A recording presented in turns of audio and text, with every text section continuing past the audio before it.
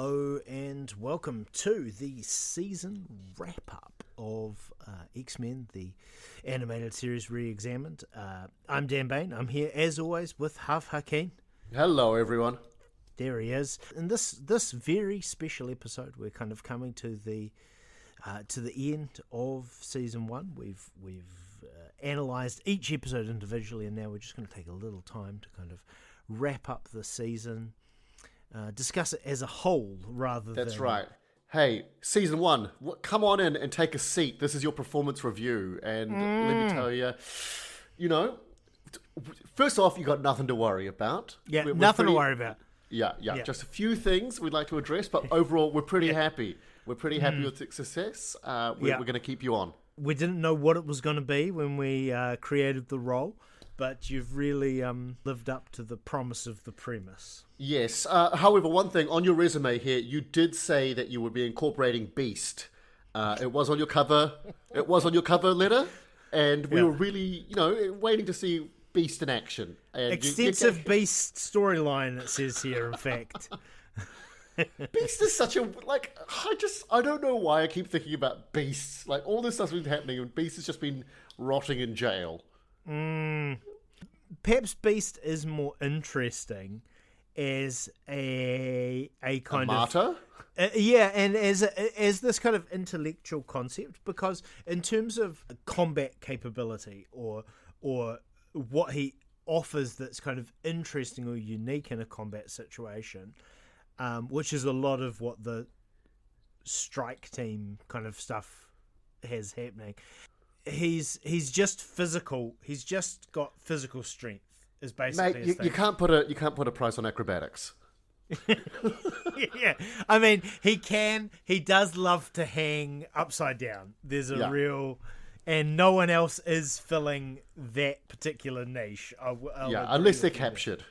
So other than like a full and rich arc for Beast, good. Was he a political prisoner? Maybe that's a way to describe it. Even though we didn't see a lot of him, I do think that the returning to him added there was a resonance, and there was something like it wasn't just nothing every time we went back. It was like, he's there for the thinkers. I don't know how great that was for early morning cartoon watching children, but especially, let's say that there were some kids out there that were like big fans of the comics, and one kid's favorite character was Beast, and they found out that, oh my god, there's an animated series, and look, he's in the title, he's in the opening sequence. Of course, it's gonna be amazing. What? Hold on. What? He's just in jail doing book references? Do you reckon that some writer would have been like, okay, to give season one a feeling of like, oh, they've accomplished something, and a step towards mankind treating them and accepting them. We're keeping Beast in jail till then, because when he comes out, it's going to feel good. I mean, we've had him in there for so long. It's going to have the very fact that we release him. It's going to make people feel like this feels like we've achieved something. It does feel like progress. It does feel, and whether that. It's a good way of kind of, started here, it ended here, it changed over the thing. Yeah. Did the job. I was just thinking, I don't think recall Professor X ever going to visit Beast in jail. Never. Not a sign of it. And he could just, he could just whisper to him in his dreams. Yes, he could. But you know what, Professor? I know you can talk to me telepathically, but you know what? It would be nice if you showed up. I'm just asking you to show me some respect. That's all. Yeah. No. Yeah. I've got some books for you. So, the first season was effectively, it was the story of it was the story of kind of the Sentinels and the emergence of the mutant problem and the emergence of a antagonistic force against it. Yes, the government reaction, which manifests itself through the Sentinel program, which gets out of control. Yeah. And I think a lot of things through it are really well kind of paced and marked out. Something that did. If we go back to episode 1 and we think about episode 1, we really start off with like, there's a real problem with mutants in this country, and it's just starting to evolve as a problem. And then the Charles is like, oh, my secret school that nobody can know about, and then by the time we get to the end, it's like, there's mutant fights everywhere. Everyone can have a mutant fight, and it's me, Charles Xavier, with my school of exceptional children. Yeah, spoiler alert, people. The secret's out of the bag. The school that I've been housing for adults, they've been running around in these costumes. They're not really students. Okay, it's not a basketball team.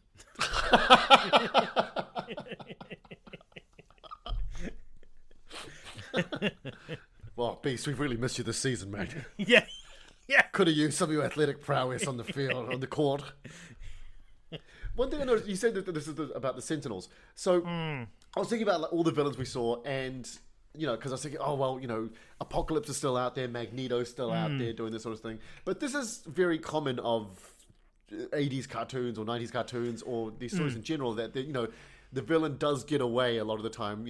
But with, in this case, minus the "curse you, X-Men, I'll get you next time." Yeah. But they do dispatch of the Sentinels. Like, that feels like that's a menace now, or that's a villain that is dealt with. It's done. We've buried that. And that's quite nice to have this finality of, like, Sentinels, dealt with. Tick. Won't be dealing with them anymore. Especially because both Apocalypse and Magneto actually seem like significant threats. And more pertinent threats, right? Because the battle against Sentinels, let's say that's the battle against the ignorance of society, right? Like, that society's... This is the deep shit here, folks. Yeah. This is why you get Dan Bane on board. Did you think they were just big robots? Think again, kids. No. So Uncle Dan's here to tell you what you're really looking at. Yeah, but... so external, right? External antagonists to your problem, but both Magneto and Apocalypse, internal problems, right? Like, they're one of our own. Problems from within the movement. Perhaps a more pertinent kind of threat in the way that they aren't. They're not just operating from fear of the unknown. Right. Yeah, they're operating from something else, from like a antagonism around philosophical approach to things. In the case of Magneto, or just power. In the case of Apocalypse. Anytime you find oppression, folks, you will find people lashing out in the most extreme ways. What brings to mind for me is, if you consider the Sentinels like a force of fascism, right? In terms of, like, write this down, kids. Write this down, kids. Like, they're a totalitarian kind of government agency. The right wing always looks for enemies, right? That's one of the strengths of the writers, that they look for enemies. Whereas the left wing, which in this case we can kind of see the X-Men as being analogous to, the left wing looks for traitors, and so it looks for people within its own ranks to kind of be like, you're not left wing enough, you're not this enough, and this, you're not. So where's your badge? Where's your badge? Why aren't you an X-Man, or why aren't you full blown Apocalypse, or why aren't you why aren't you Magneto and his League of Naughty Mutants? Or it's the Naughty Mutants. Yeah. I assume that's still what they're going with. Are they still calling us that on the news? The Naughty Mutants? Good. I took over Misso Silo. This is a brotherhood. This is a movement. Yeah. We go to jail, not the naughty step. Yeah.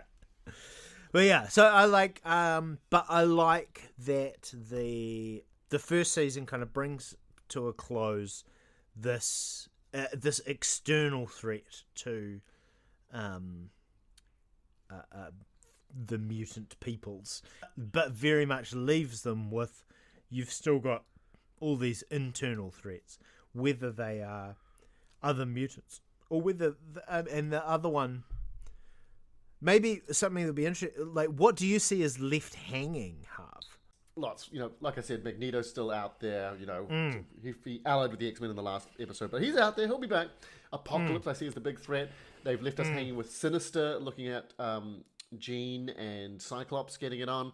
What's left hanging is, I think, personal development of the X-Men. Now that we know them as a team, we kind of want to get to know more of them. For now, they've won the day, but we know it's going to get harder. I think what's left hanging is the interpersonal relationships within the X-Men. I was thinking about this because right now, the Avengers are huge because of the MCU and everything. I've always preferred the X-Men over the Avengers because I've always found the Avengers to be, they're a team that have been brought together. Their individuals been thrown together into this team for whatever. The X-Men much more are like, family. If I'm going to put my Vin Diesel on, there. Yeah. I ain't got superhero teammates. I got family. Yes. And there's that big connection of that they're all mutants. They all know exactly what it's like to be persecuted and oppressed. And now we want to see them. Will Gambit and Rogue get together? Are Scott and Jean going to be happy? Is Logan going to be able to put that picture away and stop stroking it at night? Yeah. Will Jubilee ever be useful?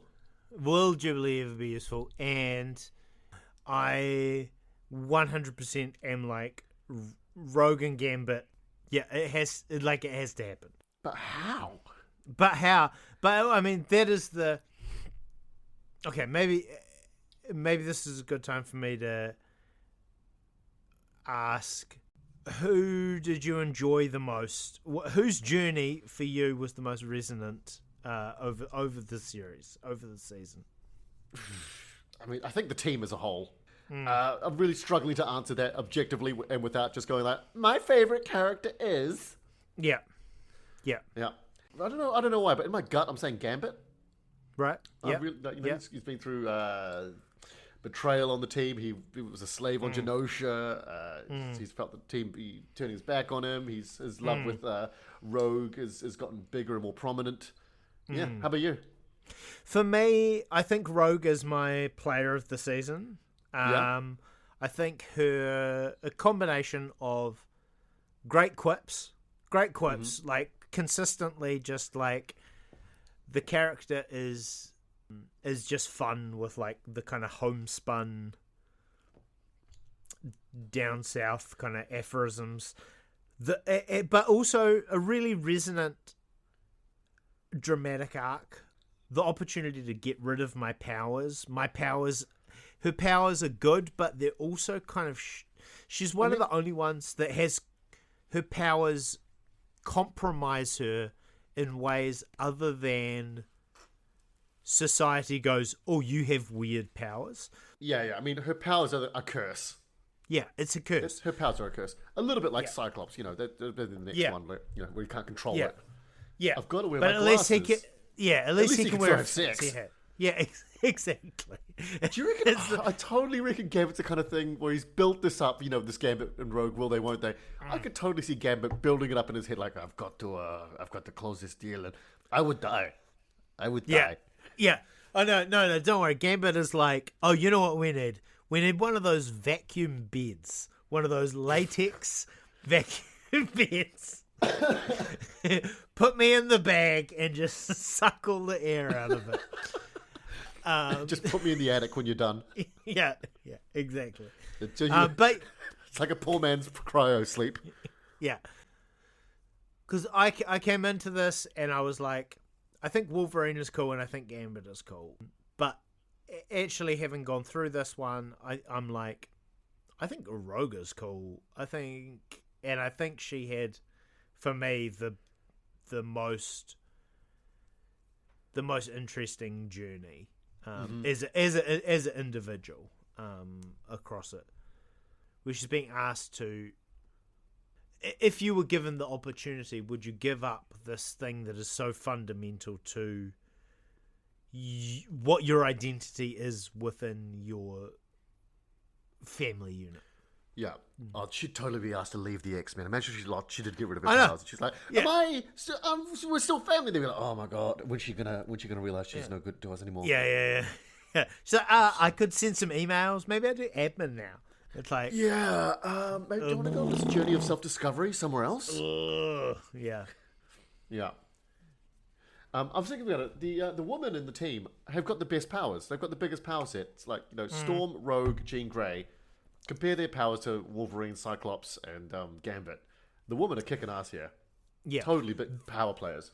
Yeah. The men are arguably more capable in like a one-on-one kind of rumble, but in terms of versatility and just ability to kind of deal with any kind of situation, you're right. Like all three of them have much better ways that their powers can deploy. Okay, here's a question for you. You've got to lose one X-Man or X-person in season 2. Yeah. Can't be Jubilee. That's the easy answer. Yeah, that is an easy answer. Who's going? I think maybe it's Storm. Maybe it's Storm, or maybe it's maybe it's Storm. Storm, you gotta just lighten up. You gotta chill out, Storm. Like maybe try a quip every now and then. Try just Yeah. I, Storm, am having toast for breakfast. I summon thee, butter. I could imagine a situation where Storm could be kicked out of the X-Men for being too dramatic. I assume that's the reason. Like, stop monologuing. That's what bad guys do. Yeah, exactly, right? We're all just trying to have a good time, Storm. Yeah. We're more about quips here. Yeah, especially Beast is back now, and he's going to do references. Okay, so he's going to have some really literary quips as well. He's going to have the intellectual quips. He's going to be on top of that. I could see a world where Storm could get kicked out of the X-Men and then become a really powerful antagonist. Like, oh, that would be a good storyline. Wouldn't that be that feels fun to me? Of like, you kicked me out of the X-Men and now I'm mad because she's got heaps of powers. She could be quite a reasonable challenge. We've never really seen her combine everything at once. No. Like, for me, who would I kick off the team? I was kind of thinking Storm as well. I feel like I've warmed up to so many more members of the team, and Storm just feels a little bit distant, a little bit dramatic, a little bit up your own ass, Storm. Come on. Yeah, I mean, I think part of who she kind of is that she's kind of the uptight one, and that's hard to. She's definitely the older sister of the group, isn't she? Yeah. I mean, the other person is Cyclops, right? No, has the absolutely same... not. That's what I'd like to ask you. Has your attitude towards Cyclops changed over season 1? I think what I'm asking is, tell me how awesome Cyclops is, Dan. Yeah, I do have some things about Cyclops that I do think is quite awesome that I didn't think initially. Yeah. First of all, I think his power and his ability as like a field operative is way stronger than I thought it was. Like he's way more capable. But in terms of leadership of a team, I'm still like, I feel like you're just being put in charge because you're the one who is most likely to say, yep, I'll make it happen, Professor X. As opposed to effective leadership, which brings the team together. Some of his leadership techniques are dubious. Give me an example. Was it like the sequence where they're like, Gambit, why don't you go fuck yourself? Leadership. Yeah. I don't care, whatever, but me and Jean Grey, we're gonna go hang out in the aeroplane and I don't care. Yeah, whichever one of you losers wants to join us, give us 10 minutes and then we're going on a mission, all right? Yeah. Oh, I fucking love a sassy Cyclops. Don't get me wrong. There's a moment that I really liked. Sassy Cyclops was in the most recent episode, the last one, where he comes down and finds Gambit and Wolverine. Oh yeah, they've just taken out a mountain of Sentinels. They've just defeated like 60 or something Sentinels. Yeah, it's been Sentinel whack-a-mole. And he's just like, what is it, you guys day off? So he's got some, so yeah, he's like, hey, real kind of 90s, like, hey, what, your girlfriend isn't here? Or something. Yeah. More of that, please. Speaking of which, I guess the obvious question: season 1 is finished. What do you want to see happen in season 2? Things I'd like to see. So I never saw any of these episodes. I've definitely seen at least I don't know, at least a dozen episodes of this show, but I hadn't seen any of those ones in the first season. That was all new. It was all fun, and so things I'd like to see more of. I want to see Jubilee either prove her value, or be kicked out. That's place your bets, people. Yeah. Oh boy, both of these seem unlikely. You don't want to know the odds on both of these. Yeah, but that's something I'd like to see. I enjoyed her kind of claiming her place, but I would love to see some more of that. And I guess the other thing I'd like to see more of is I'd like to see the world build more. I want to find out more about other pockets of mutants who have kind of come together. I want to see more team ups. I want to see X-Men go off and have individual adventures that give greater depth to their character, that make them kind of struggle, but then they bring that experience from that and that maturity back to the group. Yeah. Isn't it interesting that, for a 90s kids show, we're sitting here, what do you want to see? And we're talking about, I want to see more of the characters. We're not sitting here going, I want to see Cyclops fight a spaceship and I want to see Wolverine cut open like an army of aliens. We're going, I want to find out more about these guys. And I think that's where the show really has its strength, is it makes you care about these characters rather than just cool mutant action. It actually does emotional action arguably better than it does physical action. Like, it's physical, and we've talked about like how sometimes the animation is a bit average, and the combat choreography sometimes is really good, but sometimes is a bit average as well. But what hasn't aged and what still remains kind of pertinent is the relationships, and is the growth of the character, and is the weaknesses of them as people. Yeah.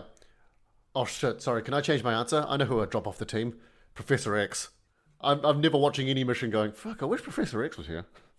They don't do a great job of making him seem either sympathetic or essential. Yeah. I think the movies did a really great job of making Professor X seem pivotal. Like, it's like, wow, if there was no Professor X, none of this shit would be happening. Yeah. Like, he's really got it locked down, and he's super high charisma because it's Patrick Stewart. Yeah. Right? Whereas in this, there is a bit of like, and we have discussed this a couple of times, but Professor X is your absent daddy who kind of is like, why don't you smoke 3 cigarettes in front of me to try and impress me? Yeah. Do it without coughing. It's funny, in the comics, like, he's a real dick, actually. His actions prove him to be a real dick. Like, absent daddy, he literally is an absent daddy. He abandons his son. So him and Moira were married. They have a son together. he abandons him. He turns into a villain because he's got daddy issues. On more than one occasion, Charles Xavier has faked his own death, and one time his justification was the X-Men are, mourning him and not knowing how to deal with him being dead. And then he comes back and just goes, "I wanted to see how you would do without me." Just the guys are, "You need to prepare for when I'm not around." You just faked your own death. Yes, exactly. Now you're stronger for it, and now you missed me, didn't you? That's a premium dick move.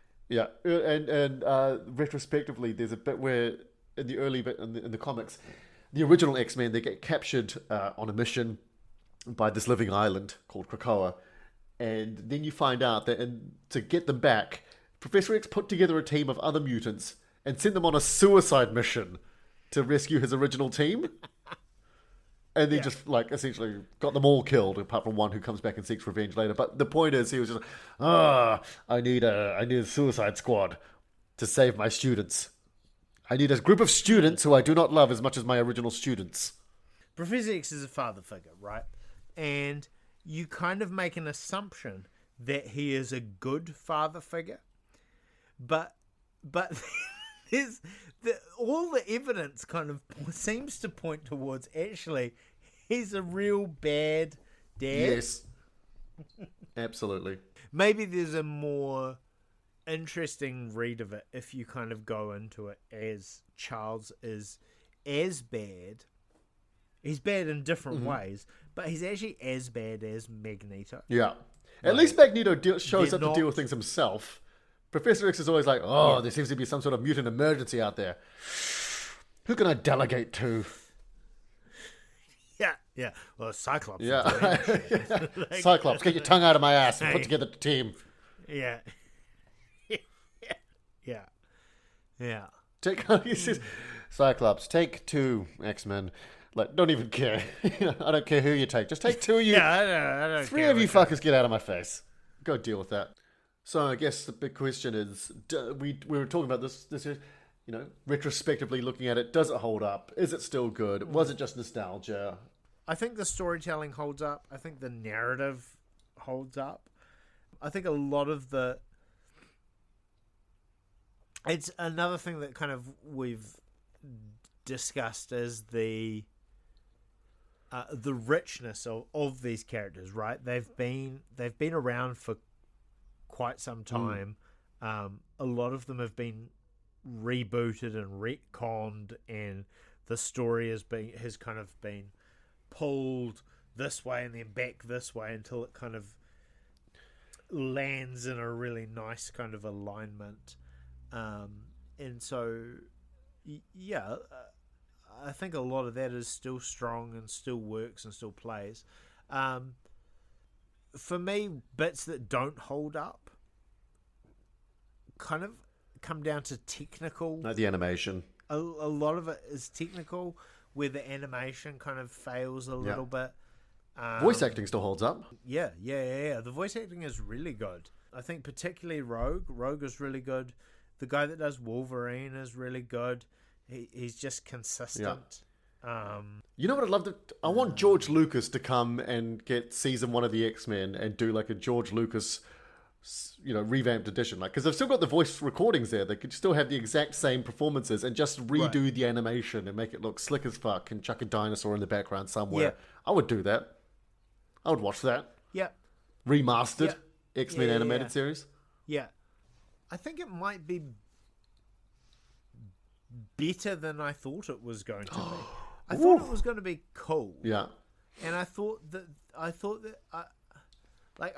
there were going to be things that I liked. But I thought that a lot of it was going to be like so a bit of a glimpse behind the curtain is perhaps useful. Where I kind of was looking for a new podcast project, and it also, if I'm honest, wanted to do a project with you, Hav. I was like, you could tell the people. What can I invent? What can I invent that will let me spend some time with Hav? It's been a while. I don't go over to the UK that often anymore. what can I do that will build? What can I build around that kind of thing? What is this, Dan? Are you telling me that this is a fake podcast and you just did it so you could see me? Yeah, it's a fake podcast, Harv. I don't even put this on the internet. No one listens to it. No one listens to it. I don't. You know how I've been like, I've been editing it. I don't edit it.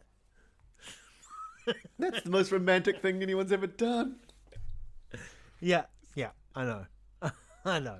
Are you doing the bit in the movie where it's like, yes, I got into this for this reason, I never knew it was going to be this good, and it really touched me? Kind of. I guess kind of, because I was like, there were things I liked about this, and I'll be able to talk about the things I liked, but I also think that maybe things of it were bad, and it'll be funny and fun to talk about things that were bad. But actually, I think more of it was good than was bad. I think it's held up really well, which is fun, actually. I'm like excited about, I should watch the second season, because at some point an episode is going to turn up that I've seen before. Oh, you'll be able to have that little nostalgia sense tingling. I know.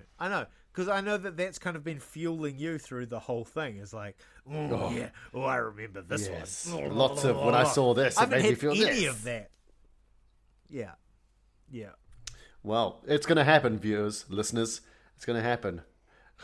We don't know when it will, but it will happen when Dan Bain comes on with a little sense of giddy nostalgia fueling him through. Yeah.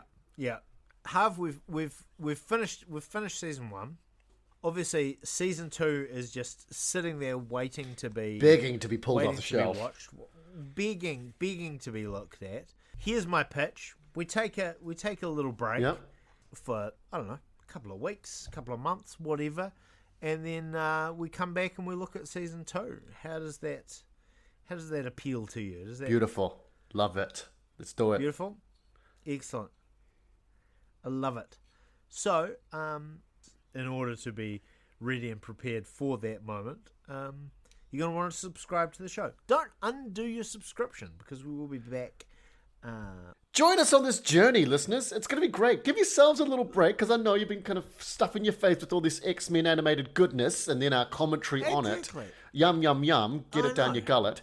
But take a little breather, take a little break, take a little walk. We've also all got things to do. There's a hole in my ceiling in my lounge right now where it's been leaking. Like, it's just extraordinary. I'm going to have to do so much repair work. Check out Dan's other podcast, Fixing My House. Fixing My House. Like just putting a ceiling on a grumbling for 45 minutes. Yeah. Oh, it's just a live feed of me doing the job.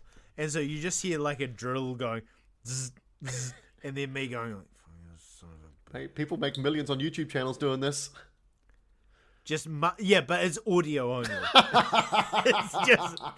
it's just me. It's just muttering. It's just a mystery. Each week the podcast, what is Dan fixing this week? Through audio only. Anyway, I've got things to fix on my roof. Half his family to look after. Yes, I do. We've both got gigs to do. So subscribe wherever you find a podcast. That'd be good. That's a good idea. We'll be back in the near future. Otherwise, if you'd like to catch Javier doing the live comedy in the Northern Hemisphere, or myself doing the live comedy in the Southern Hemisphere, we've got the world covered, Dan. So you can catch us doing jokes live several nights a week, most weeks, to be honest. Links in the show notes for where to find that. Otherwise, we're going to take a little break, but we will be back with season 2. Take care, everyone. And we'll see you then. Take care. Look after yourselves. Thanks for listening. It's good. Season 1 done. Thanks, Harv. Thanks, Dan.